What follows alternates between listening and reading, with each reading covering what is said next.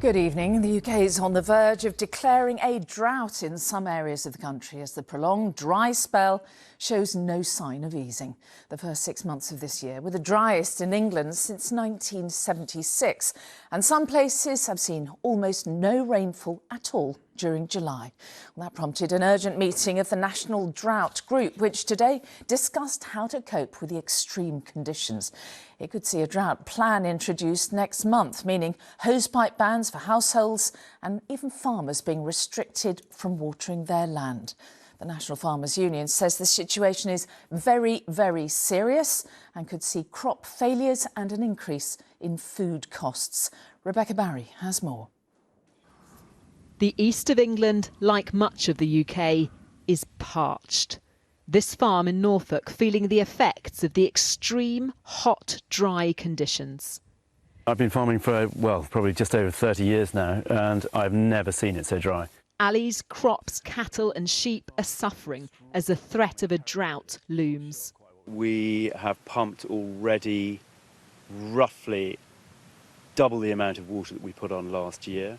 It's £100,000 worth of water. All of our winter pastures, as you can see around us, have not grown at all. So there might not be enough to feed your livestock in the winter? I'm afraid not, no.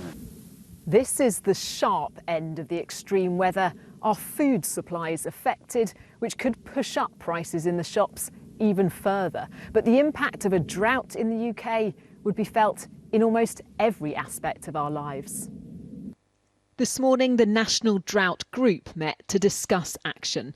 The recent heatwave follows the driest winter and spring since the 70s. Most of England is now in prolonged dry weather status. So the Environment Agency is asking people to cut their water usage. Things like taking short showers instead of a bath, reusing paddling pool water in the garden, or not washing your car.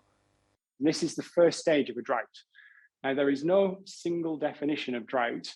And my advice is don't wait for it to happen. We are already in prolonged dry weather, and therefore we would already look to the public and the users of water to start taking action now. One catastrophic side effect of such unprecedented heat: wildfires. Now fire chiefs are warning cities to prepare for more.